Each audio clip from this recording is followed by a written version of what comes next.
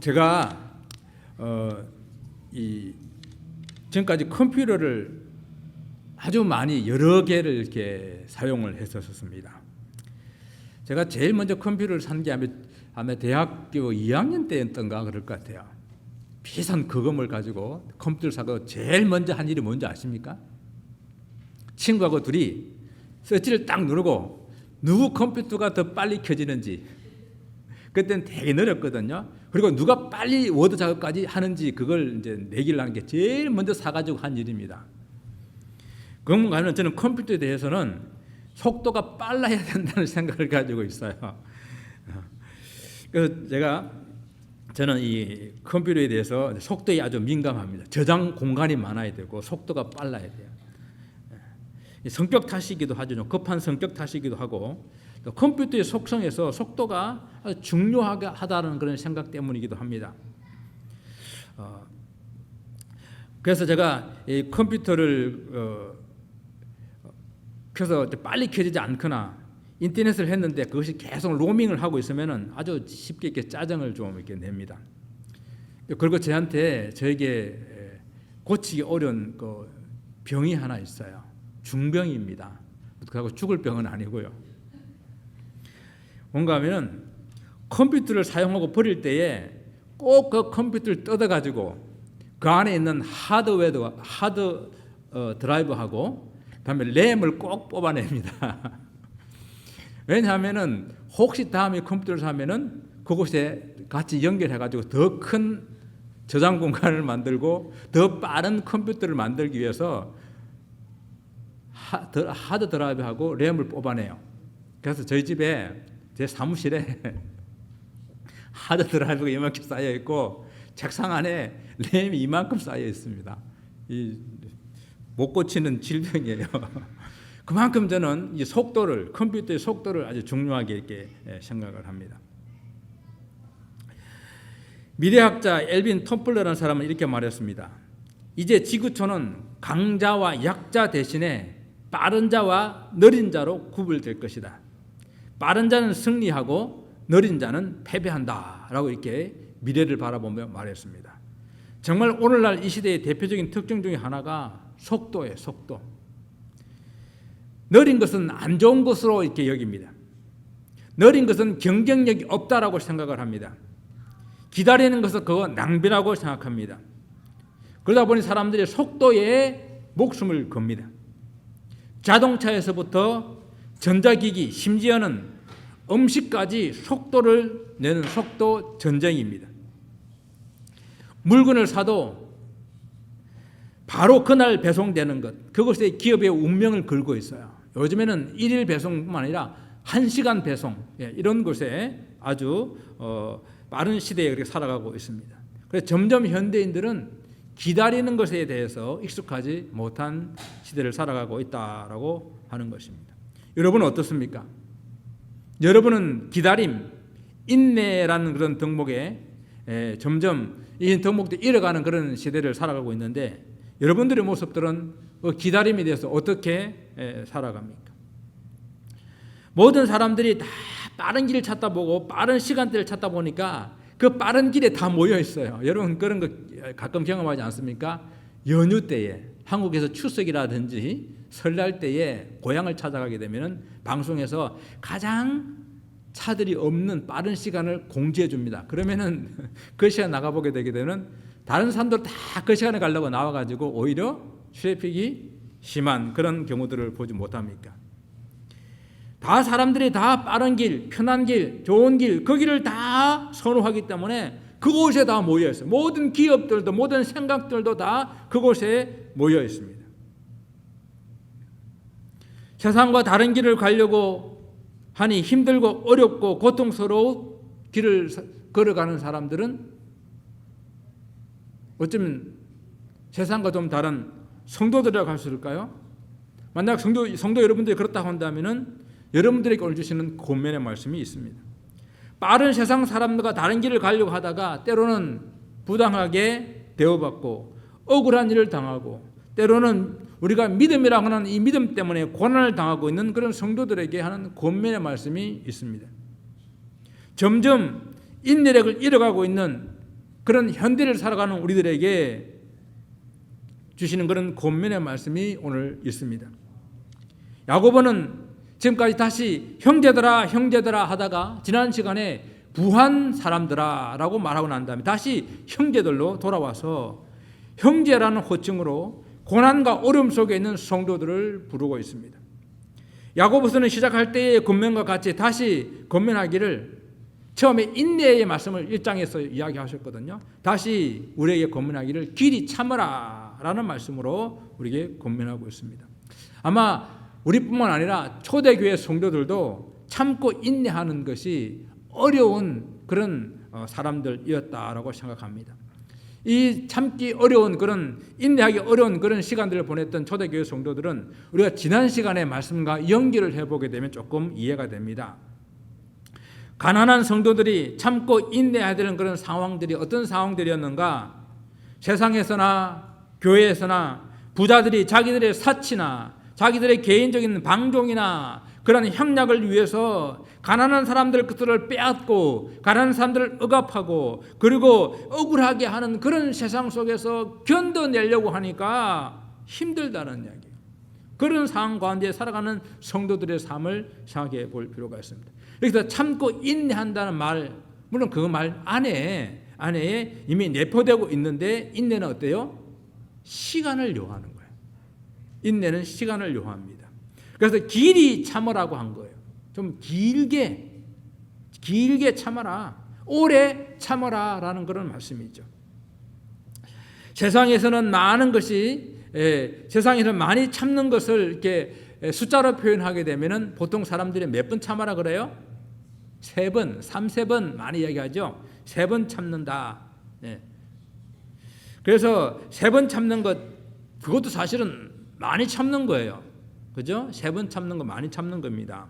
그래서 참을 인자 3번이면 살인도 면한다라는 그런 말 있지 않습니까? 근데 재밌게도 유대인들도 똑같은 생각을 했어요. 유대인들도 3번 참는 것을 오래 참는 거로 생각했어요. 그래서 유대 랍비들이 말하기를 3번 용서하는 것은 사람으로서 대단한 관용이고 인내다라고 이렇게 가르쳤습니다. 이런 사실을 잘 알고 있는 베드로가 예수님께 가가지고 이런 질문을 했습니다. 주님, 내가 사람을 이렇게 나한테 잘못하게 되면은 용서를 해줘야 되는데 몇 번 용서해주면 될까요? 랍비들이 3번이라 그랬는데 우리는 그것도 주님의 제자니까 한 7번 하면 되겠습니까? 이렇게 질문을 했어요. 7번 대단한 것이죠. 3번 참는 것도 대단한 것인데 7번을 참고 용서해준다? 대단한 것입니다. 특히 7이라고 하는 것은 뭡니까? 완전수잖아요. 완전히 용서하는 그런 수준의 용서라고 할 수 있겠습니다. 그런데 주님께서는 뭐라고 대답하셨죠? 70번을 7번씩 용서하라라고 하셨습니다. 그러면 횟수로 하면 490번 용서라는 이야기입니까? 주님께서 지금 횟수를 말하는 것이 아니라 무한 용서, 끝없는 용서, 끝없이 인내하는 것을 지금 말씀하고 있는 것이거든요. 오늘 본문의 말씀으로 표현하게 되면 무슨 말씀입니까? 길이 참아라. 언제까지? 주님 강림하실 때까지. 주님께서 강림하실 때까지 길이 참아라라는 이 말씀이에요. 그걸 주님께서 하신 말씀처럼 70번을 7번까지 용서하라. 끝없이 용서하라. 무한 용서하라. 끝까지 참아라라는 그 말씀입니다. 그렇습니다. 성도들에게 있어서 참아야 할 그 끝은 어디입니까? 주님 다시 오실 강림하실 때까지입니다. 주님께서 재림하시면 그때는 더 이상 참고 인내할 필요가 없습니다.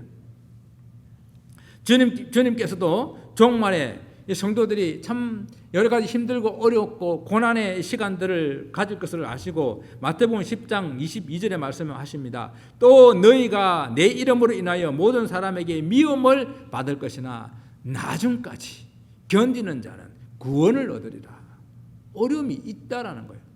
참기 어려운 일들이 있다라는, 그러나 끝까지 견디는 자가 구원을 얻을 것이라고 말했습니다.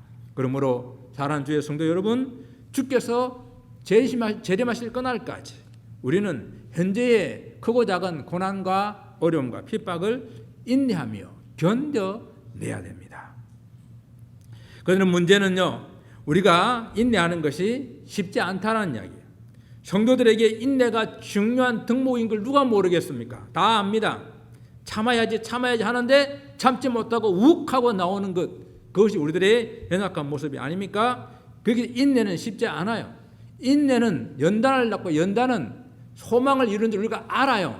그런데 낳는다 그랬잖아요. 낳는다는 이야기는 뭔가 하면은 그냥 되어지는 것이 아니라 애를 출산하듯이 고통과 그런 고난의 시간들을, 기다림의 시간들을, 그런 상고의 시간들을 겪어야 나을 수 있는 것들이 인내라는 이야기죠. 그래서 인내는 그냥 만들어지는 것이 아니라 훈련해야 되는 것입니다. 여러분, 혹시 우리가 잘 참지 못하고 욱하는 그러한 성격이 자꾸 나오는 분들, 내가 인내를 주님 앞에서 훈련해야 된다. 이는 그냥 되는 것이 아니라 훈련해야 된다는 생각을 먼저 가질 수 있기를 바랍니다. 야고보는 성도들이 인내를 훈련하기 위한 그런 모범으로 삼아야 될 것을 세 가지로 오늘 우리에게 제시해 주고 있습니다. 첫째는 뭔가 하면은 농부의 비유예요. 농부. 7절 말씀 중에서 중간 부분을 한번 보시겠습니다. 7절 중간 부분을 보게 되면은, 자, 같이 볼게요. 농부가 땅에서 나는 열매를 바라고 길이 참아 이른 비와 늦은 비를 기다리나니라고 말씀하고 있습니다. 자연 현상과 그 현상을 오래 참고 인내함으로 열매를 거두는 농부의 이야기로 모든 사람들이 정말 쉽게 이해할 수 있는 그런 말씀으로 예를 든 거예요. 이 이야기 너무도 쉬운 이야기인데, 농부들이 농사를 짓기 위해서 인내해야 된다는 것, 그리고 늦은 비와 이른 비와 늦은 비를 기다려야 된다는 것. 자, 이스라엘의 날씨는 우리가 이 캘리포니아에 살기 때문에 너무도 잘 알 수 있는 그런 날씨예요. 비가 오는 우기와 비가 오지 않는 건기로 나누게 됩니다.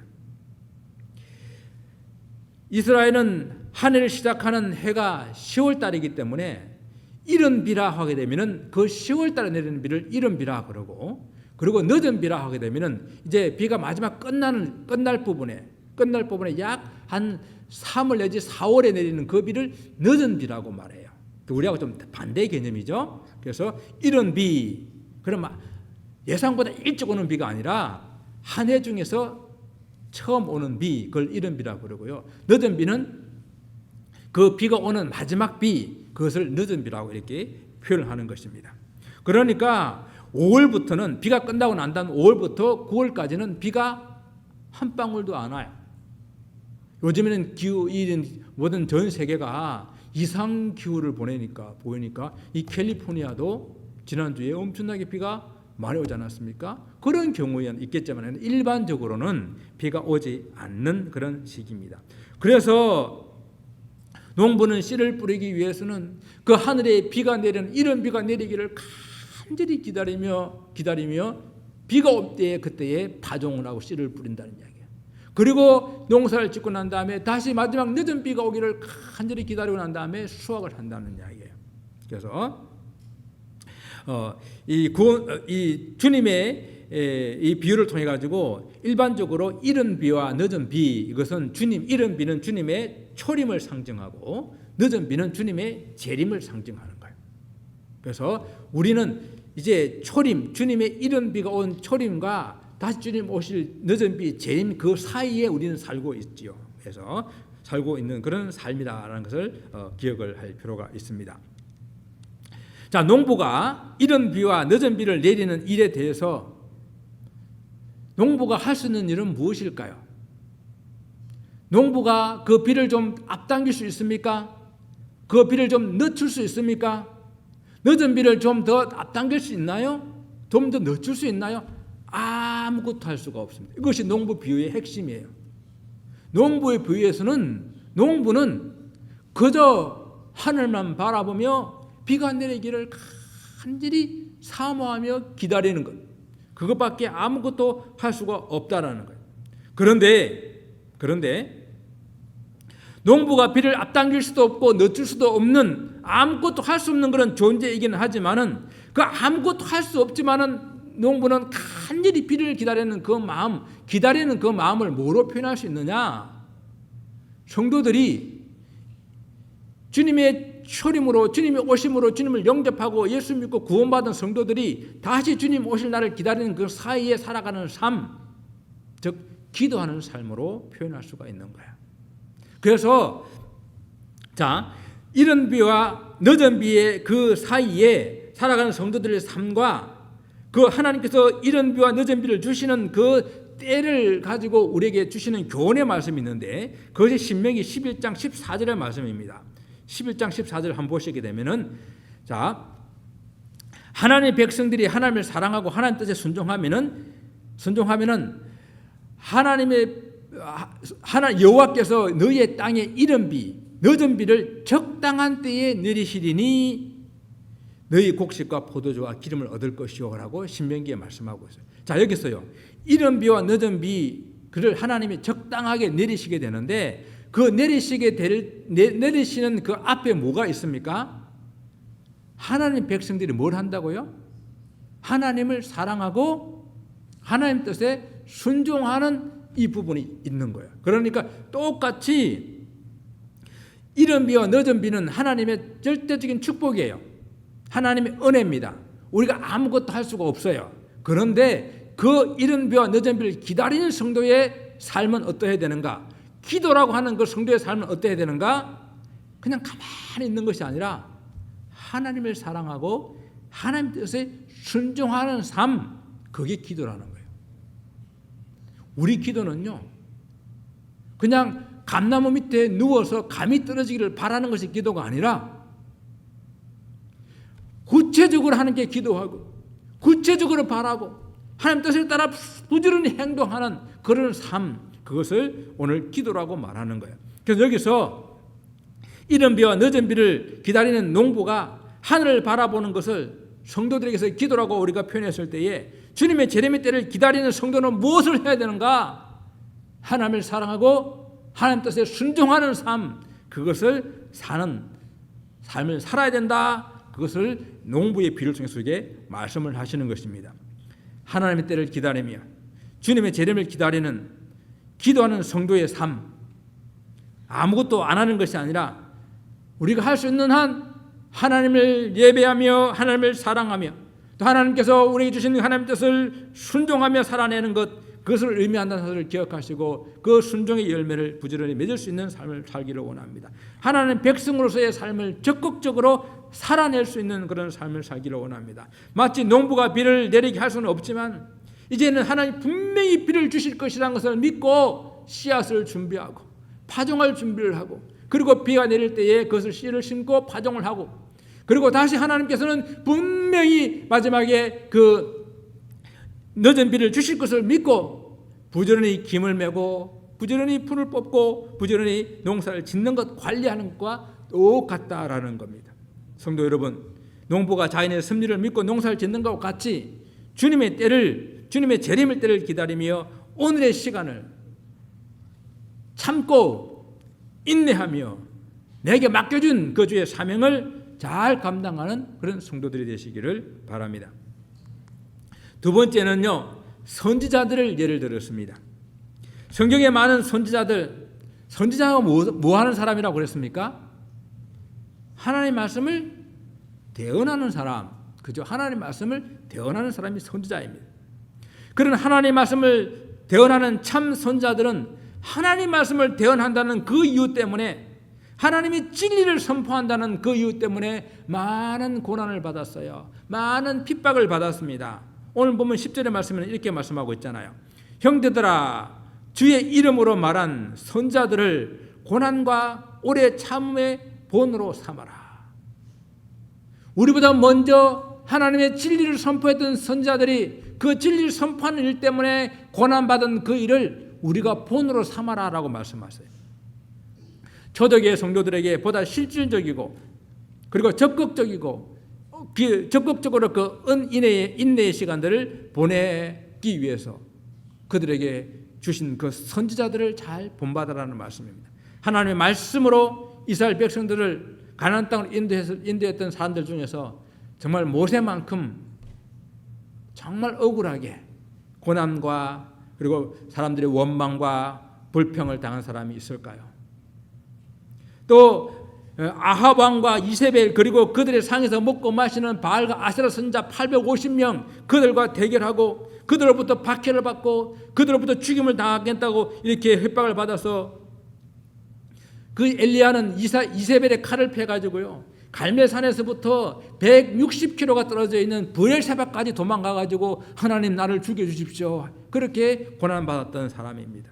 그 엘리야의 제자인 엘리사도 왕에 대한 바른 예언을 한다고 항상 핍박을 받고 엘리사 니 때문에 이 땅에 비가 안 온다 니 때문에 이 땅이 재앙을 받았다라고 왕으로부터 책망을 받았던 그런 사람이에요. 또 우리가 금요 성경 공부에도 살펴보았지만 눈물의 선지자 예레미야 그 예레미야도 유다 백성들의 우상 숭배와 교만의 죄로 인해서 그들이 바벨론의 멸망을 당하고 포로로 잡혀갈 수밖에 없다는 그 이야기를 백성들에게 선포했을 때에 그 말 때문에 그는 매맞고 그 말 때문에 그는 구덩이에 갇히고 죽음의 위기까지 가지 않았습니까? 포로기의 다니엘은 오직 하나님만 섬기며 우상에게 절하지 않는다는 이유로 사자굴에 던져지는 그러한 어려움을 당하지 않았습니까? 이런 선지자들의 예를 통해서 인내의 시간에 우리가 보다 적극적인 그런 믿음을 가지고 진리를 선포하며 악에 대항하며 싸우는 그런 삶을 보여주어야 된다라는 말씀이에요. 여러분 인내한다고 하는 것은요 나약한 사람이 하는 것이 아니에요. 그냥 어쩔 수 없이 그냥 견뎌내는 것이 아니에요. 인내 오늘 본문에서 선지자들을 예를 삼고 우리에게 말씀하고 있는 인내는 충분히 그들을 이길 수 있는 힘이 있고 능력이 있고 하지만 하나님께서 말씀하신 진리를 선포하며 묵묵히 참고 견디는 그런 삶을 살아가는 것을 말합니다. 그 사명 때문에 주님의 뜻을 이루기 위해서 참고 견디는 그 인내를 말하는 것입니다. 그런 의미에서 선지자들의 인내는 우리들에게 좋은 모범이 될 수가 있습니다. 힘이 없어서가 아니라 능력이 없어서가 아니라 주님의 뜻이기에 주님의 사랑을 나타내기 위해서 참고 인내하는 이런 여러분이 될 수 있기를 바랍니다. 이제 세 번째는요 욥에 대한 예를 듭니다. 여러분 그 고난에 대한 인내하게 되면 욥을 가장 대표적인 사람으로 우리가 생각할 수 있겠죠. 11절 말씀입니다. 우리 같이 한번 볼까요? 너희가 욥의 인내를 들었고 주께 주신 결말을 보았거니와 주는 가장 자비하시고 긍휼이시는 이시니라. 욥의 인내를 들었지 않습니까? 욥의 인내에서 가장 강조하고 있는 것은요 그 인내했던 욥이 마지막 그 결국에 어떤 하나님의 축복을 받았느냐 하는 것이 지금 욥의 인내의 예를 통해서 우리 주시는 말씀이에요. 욥은 그가 인내하고 마지막 하나님 받은 축복 중 가장 큰 축복은 욥이 스스로 고백하고 있는 것처럼 42장 고백하고 있는 것처럼 내가 이 고난을 받기 전에는 하나님을 그냥 귀로 들었습니다. 이 고난을 겪고 난 이후에 내가 이제 하나님을 눈으로 배움나이다. 확실하게 하나님이 누구신지 어떤 분이신지 하나님 나를 향한 하나님 뜻이 무엇인지를 깨달았다는 이야기예요. 귀로 들었던 하나님 이제는 눈으로 보는 하나님으로 보았던 이것이 큰 축복입니다. 그런데 하나님은 긍휼과 자비가 충만하신 그런 하나님이시기 때문에 욥이 다 잃어버렸던 알들, 자녀들을 다시 주셨고요. 그리고 그 재산을 다시 두 배로 갑절로 하나님께서 그에게 축복을 하셨습니다. 이것이 욥의 인내의 결말 그것이 무엇인지를 우리에게 말씀하고 있는 것입니다. 여러분 옛날에 학생 시절 때에 책상에 써붙인 거 이렇게 많이 써붙여 놓았습니까? 인내는 쓰다. 그러나 그 열매는 달다. 머리 지끈 메고 공부한 적이 없었습니까? 인내는 써요. 괴롭고 힘듭니다. 그러나 그 열매는 단데 오늘 하나님께서 인내한 자의 결말이 무엇인가 그것을 욥을 통해서 우리에게 보여준다라는 것입니다. 그래서 주님께서는 주님의 재림의 날에 그 날까지 인내하고 참고 견디게 되게 되면은 그 날에 반드시 주님의 상급이 있는 날이라는 말씀이에요. 그렇지 않습니까? 마지막 주님 오실 재림의 날, 주님 강림의 날은 세상 사람들에게서는 심판의 날이요, 저주의 날이요, 고통의 날이지만은 그날 살아가는 성도들에게서는 구원의 날이요, 상급의 날이요, 축복의 날입니다. 그렇기 때문에 우리는 그날의 상급을 바라보며 오늘 현재의 고난과 어려움을 인내하며 견뎌낼 수가 있다라는 것입니다.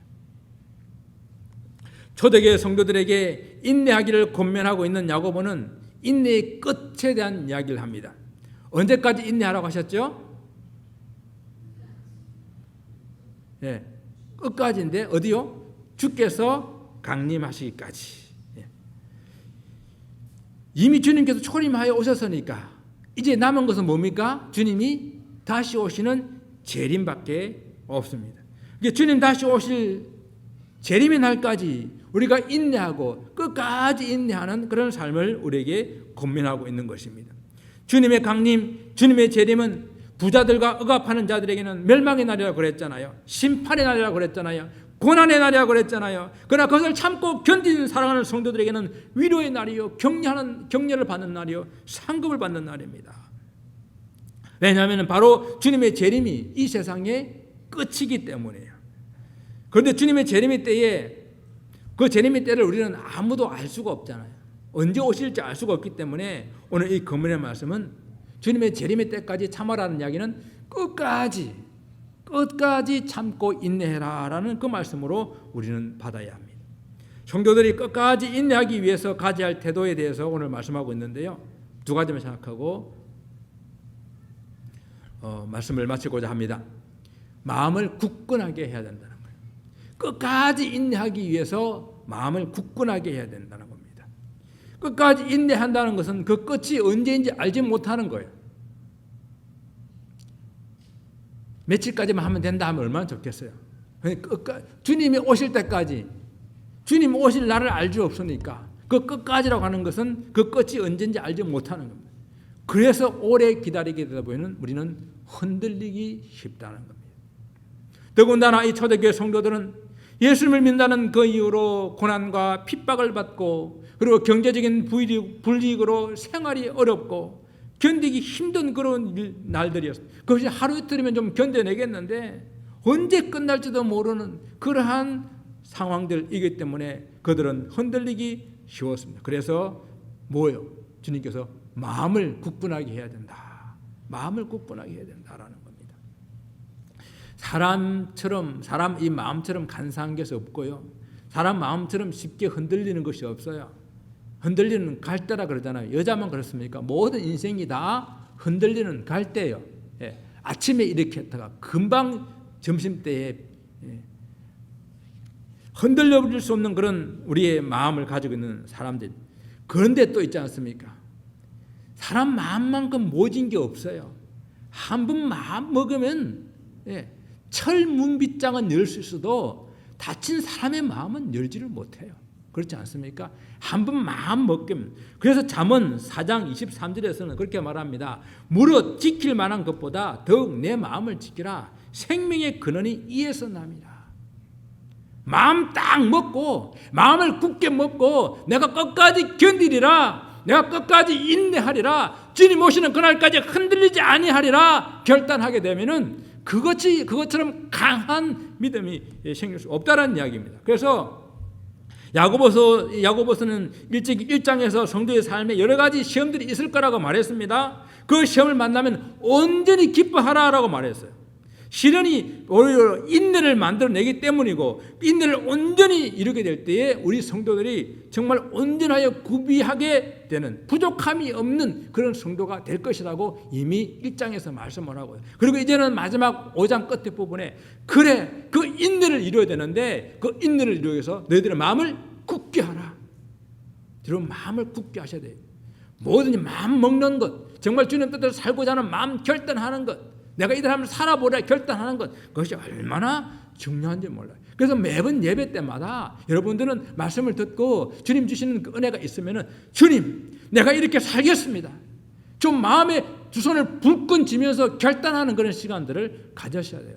이렇게 마음 먹은 사람과 그냥 간 사람하고는 삶이 달라지는 거예요. 마음 먹기에 달려 있습니다. 농부가 반드시 비가 내릴 것을 믿고 기다리듯이 주님의 때가 반드시 임하게 될 것을 믿고 흔들리지 않고 마음을 굳게 해야 됩니다. 오늘 8절에서 길이 참고 마음을 굳게 해야 될 이유를 설명하고 있는데 그것이 무엇입니까? 주의 강림이 가까웠다라는 겁니다. 주의 강림이 임박했다는 이 말은 고난 속에 있는 초대교회 성도들에게는 정말 힘이 되고 힘이 되었던 말씀일 것입니다. 그런데 이제 그렇게 말씀을 하셨는데 2000년이 지났는데도 여전히 주님은 오시지 않았어요. 여러분, 그런데 주님은 여전히 우리에게 주의 강림이 가까웠다고 말씀하고 있습니다. 이 주님이 말씀이 재림이 가까웠다는 이 말씀을 여러분 어떻게 이해하면 좋겠어요? 주님의 때를 알지 못하기 때문에 주님의 재림을 기다리는 성도들은 주님이 임박한 재림을 믿고 항상 준비하는 삶을 살아야 된다. 바로 그 말씀을 하고 있는 겁니다. 임박한 재림이라는 이야기는 뭔가 하면은 금방 온다. 곧 온다는 말은 뭡니까? 반드시 온다는 이야기거든요. 여러분 자녀들 어디 두고 갈 때 엄마 금방 올게. 뭡니까? 반드시 온다는 이야기잖아요. 주님이 임박했다는 이야기는 반드시 온다는 이야기에 대한 그런 강조 표현입니다. 그러므로 주님의 임박한 재림의 말씀으로 우리 믿음을 굳건하게 하여서 끝까지 인내할 수 있는 성도들이 되시기를 바랍니다. 마지막 두 번째는요, 서로 원망하지 말아라고 말씀하십니다. 성도들이 끝까지 인내하기 위해서 서로 원망하지 말라는 말씀이 좀 생뚱하게 들릴 수 있을지 모르겠어요. 근데 야고보는 아마 이런 배경에서 이렇게 말한 것 같습니다. 초대교회의 열악한 환경, 그 환경과 계속되는 그런 박해, 어려움, 그로 인해 가지고 성도들 안에 서로 원망하고 시비하는 일들이 발생한 것입니다. 그렇지 않습니까? 그냥 아니 우리 공동체가 편안하고 좋으면 좋은데 이 속에 막 어려운 일들이 생기고 고난 당하는 일들이 생기고 핍박들이 생기게 되게 되면은 저 사람 때문인가? 저 사람이 잘못해서 그런가? 이렇게 서로 원망하는 일들이 생길 수 있다는 이야기예요. 그런 상황들 속에서 이 원망하지 말라는 이야기는 지금 믿음의 공동체가 서로 마음이 하나 돼서 이렇게 지켜나가야 되는데 이렇게 원망하게 되게 되면은 이 작은 믿음의 공동체가 와해된다는 그러한 염려를 가지고 서로 원망하지 말라라고 야고보서는 말하고 있습니다. 그렇지 않아도 지금 힘든 시간을 보내고 있는데 서로 원망하는 일로 공동체가 깨어질 수가 있다는 이야기예요. 혹 원망할 만한 일이 있고 혹 억울한 일이 있고 분통 터지는 일이 있겠지만은 조금만 더 참고 인내하면은 주님께서 오실 것이고 주님께서 오셔서 모든 것을 판단해 주실 것이다. 보라, 심판의 주가 문 밖에 계시느니라라고 말씀하셨어요. 심판의 주가 앞에서는 곧 오실 거라고 말했는데 오늘 뒤에 서로 원망하지 말라는 말씀 다음에는 심판의 주가 바로 문 밖에 계신다라고 말씀합니다. 이 말씀은 무슨 말씀입니까? 문 밖에 계신다는 이야기는 정말로 오실 날이 곧 임했다라는 그 말씀도 되지만은 우리가 당하는 어려움, 우리가 당하는 이 억울함, 그분이 다 듣고 계신다. 그분이 다 알고 계신다는 문 밖에 서 계시니까 다 알고 있다는 이야기. 그분이 나중에 다 판단해 주시겠다는, 심판해 주니까 그분이 다 판단해 주시겠다는 이야기입니다. 그래서 성도들은 주님의 재림이 임박했다는 것 동시에 바로 문 밖에 계시는 주님께서 다 듣고 계셨기 때문에 억울함도 분통 터지는 일들도 주님께 맡기고 참고 인내할 수 있다라는 것입니다. 이와 같이 주님의 재림만큼 고난당하는 성도들에게 끝까지 그 인내를 할 수 있는 그런 강한 동기와 힘이 되는 것이 없습니다. 기독교는 그렇기 때문에 십자가의 종교요, 기독교는 부활의 종교요, 그리고 또한 기독교는 재림을 믿는 종교입니다. 재림을 소망하는 종교예요. 주님의 재림의 때를 기다리는 성도는 인내하되 끝까지 주님 오실 때까지 인내해야 됩니다. 우리를 끝까지 인내하지 못하도록 방해하는 것들이 무엇인지를 여러분 생각해 보시기 바랍니다. 하나님께서 끝까지 인내한 성도들에게 자비와 긍휼을 베풀어 줄 것이라고 약속하셨습니다. 여러분 달란트 비유였어요. 주인이 종들에게 그 농사라든지 장사라든지 맡기고 먼 타국에 갔다가 돌아왔을 때에 우리 종이 뭘 잘못했냐라고 살피는 것이 아니라 뭐 상 줄 것 없나, 뭐 잘해서 칭찬할 것 없나? 그걸 살피는 것이 돌아온 주인이 하는 일이거든요. 우리 주님께서, 재림 주님께서 성도들에게 살피는 것은 고난과 고통 속에서 참고 인내했는데 뭐 좀 상 줄 것 없나? 위로할 것 없나? 그거 살피시는 주님. 오늘 본문의 말씀처럼 자비와 그리고 긍휼이 가장 많으신 우리 주님이라는 이야기입니다. 그 주님께서 인내한 성도들에게 주실 상급이 큽니다. 농부가 인내하여 그 축복으로 열매를 상으로 얻듯이 끝까지 고난과 어려움 속에서 인내한 주의 성도들에게 욥에게 모든 자녀들을 주시고 그 재물을 2배로 갑절로 주셨던 것처럼 그 성도들에게 결말은 하나님의 큰 상급이 있을 것입니다. 사랑하는 성도 여러분, 이른 비와 늦은 비, 이른 비는 이미 내렸습니다. 주님의 초림입니다. 이제는 우리는 늦은 비를 기다리는 농부와 같이 주님의 재림을 기다리고 있는 성도들입니다. 늦은 비는 반드시 오게 됩니다. 반드시 늦은 비가 오게 될 것입니다. 그때까지 부지런히 우리에게 맡겨진 사명 감당하며 사시기 바랍니다. 괴롭고 힘들고 어려운 일을 만날 때마다 다시 올 그 주님, 그 주님의 얼굴을 바라보시며 끝까지 인내하며 승리하는 사랑하는 성도 되시기를 주님 이름으로 축원을 드립니다. 아멘. 기도하겠습니다.